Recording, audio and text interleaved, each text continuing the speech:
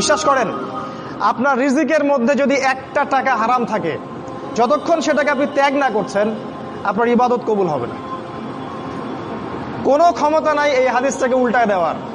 আল্লাহ পাক বলেছেন, ইন্নাল্লাহা তাইয়্যিব লা ইকবালু ইল্লা তাইয়্যিব। আল্লাহ পাক পবিত্র, তিনি পবিত্র রিজিক ছাড়া কবুল করেন না।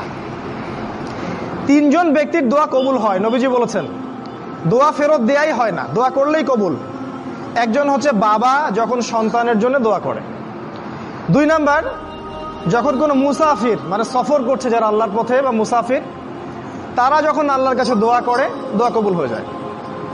আর একটা দোয়া হলো মাজলুম, কারো উপর জুলুম করা হয়েছে, এই মাজলুম যখন জালেমের বিরুদ্ধে বদদোয়া করবে, তখন দোয়া কবুল হয়ে যাবে। এই মুসাফিরের দোয়া কবুল হয়। একজন মুসাফির হাত তুলে আল্লাহকে বলছিল, আল্লাহ আমাকে এইটা দাও, আল্লাহ আমাকে ওইটা দাও।